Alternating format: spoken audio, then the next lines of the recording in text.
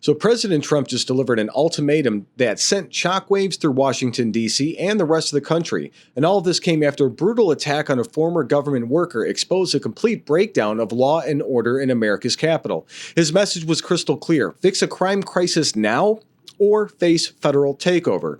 But here's what makes this different from typical political threats, and wait until you guys hear what happens next.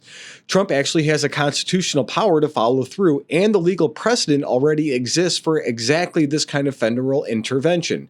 The question isn't whether he can do it, it's whether the DC leadership will force him to act. So my name is Tom. I'm with the Daily Beltway. I'm also publisher of the Illinois Review and a White House correspondent for the Next News Network. And guys, we are a growing conservative news channel bringing you guys the stories the mainstream media won't cover honestly. Every like, comment, and subscription helps us reach more patriots with the truth. So smash that subscribe button now. So let's go ahead and check this out. On August 5th, Edward Coristine, a former Department of Government Efficiency worker, otherwise known as Big Balls, was violently attacked on DC's streets, already plagued by out-of-control crime. And Trump's response was immediate and unprecedented. You guys can see him there. He's a hero. He stopped a group of thugs from carjacking a woman. He did get beat up pretty bad, but I think it was quite a few people on one. Trump's response was pretty quick, and it was unprecedented, as we just said, guys. He did not hold back. So, posting on True Social that if DC doesn't get its act together and quickly, we will have no choice but to take federal control over the city. He also issued this statement here. Let's check this out. Yeah, please go ahead. Thanks, Mr. President. Mr. President, how much more would you like DOGE to cut from the federal government? Well, it's not so much DOGE anymore. And by the way, I have to say that somebody from DOGE was very badly hurt last night. You saw that. A young man who was beat up by a bunch of thugs in D.C. And either they're going to straighten their act out in the terms of government and in terms of protection, or we're going to have to federalize and run it the way it's supposed to be run. But it's not a question of DOGE. We have great people, secretaries and all, working with DOGE and cutting with with a scalpel as opposed with an axe.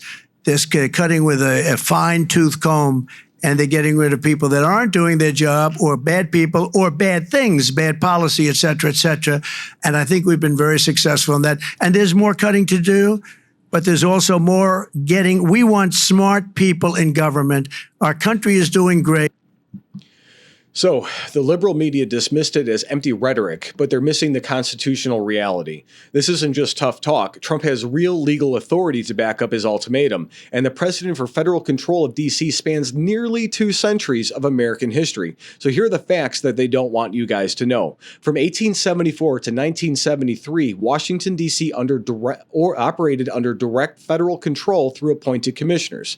No elected mayor, no city council, just federal administrators who successfully ran America's capital exactly as the Constitution intended.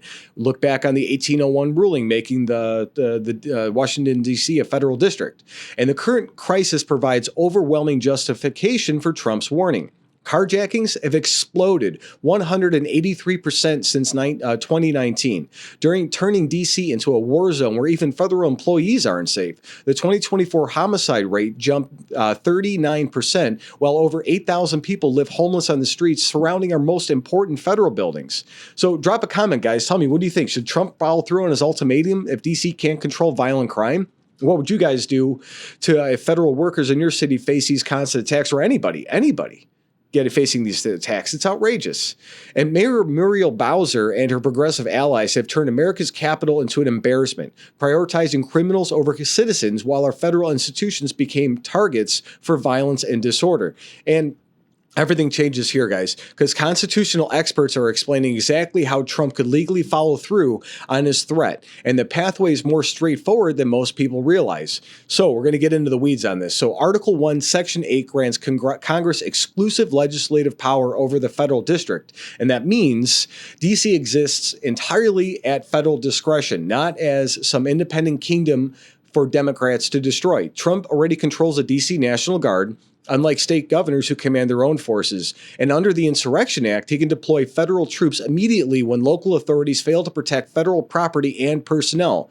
And he used these exact powers during the 2020 riots, proving the authority exists and works. But the nuclear option involves Congress. With Republican majorities in both chambers, legislation could repeal the Home Rule Act of 1973 and dissolve D.C.'s elected government overnight, literally overnight. Just as soon as they sign the pen, they're just all out of office. Trump's signature and federal commissioners take control of budgets, policing, and city operations. The 1874 precedent shows exactly how this works.